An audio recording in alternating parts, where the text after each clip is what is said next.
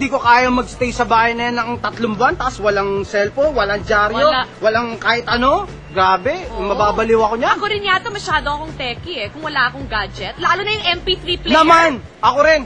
Ako, iniisip ko nga kung podcast lang ako sa MP3 player. Di buhay ako, kaya ko yung 105 days, walang sinabi. Iba ka talaga, Didi. Narinig ko yan lagi sa digital world Pero hindi ko sila pinapakialaman dahil hindi naman ako gaano kateki. Pero mapakaingay ngayon ng podcast. Ano ba yan? Ay, oo, pulso yan yun. Arch, grabe. As in, di ba dati yung mga MP3 player natin puro music? Oo. Ngayon, nako, makaka-download ka na, makikinig ka sa mga newscast, sa mga talk shows, basta lahat ng information na kailangan mo. Kailangan magkaroon ako niyan, podcast. Oo, sorry na lang sila sa loob at wala sila nun. Grabe ni Archie, meron na. At kayo rin, mga dituristang nababato sa bahay, halika na, makipodcast na kayo sa Digital Buzz.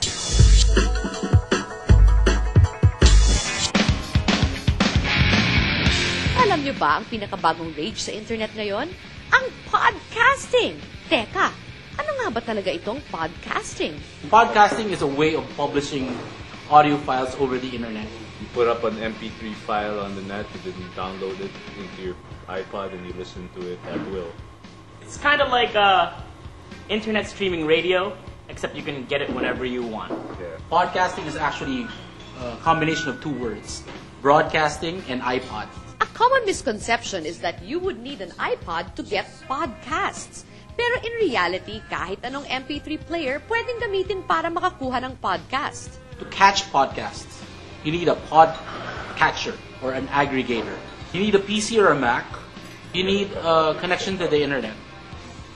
A good connection to the internet, like a DSL, would do best because some of the since this is audio, the format is audio. Some of the files tend to get big. Aggregators are programs that automatically download podcasts for you. And the best part is, libre to. Now you're all set. The next question is, what do you listen to? Well, there are literally thousands of podcasts that you could subscribe to. Pero syempre, bago tayo mag-try ng iba, subukan muna natin ang sariling atin. Enter Top Dogs in Manila. Ang Top Dogs in Manila ang first entertainment show on podcast dito sa Pilipinas. We're pretty much the most active podcast in the Philippines. At least like we have a weekly episode and this is the second night we're doing it live. Top Dogs in Manila is a show specifically developed for the podcast format. We're not developed for a TV show or a radio show.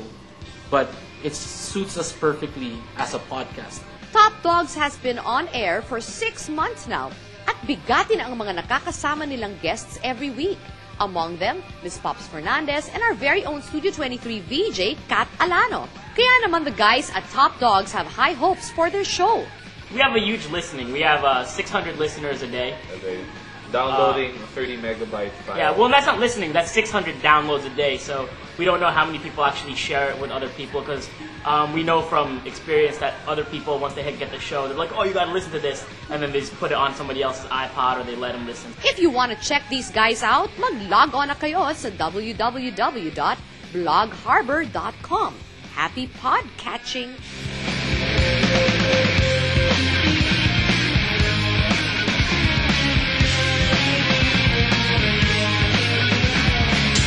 Guys, papahinga muna tayo sa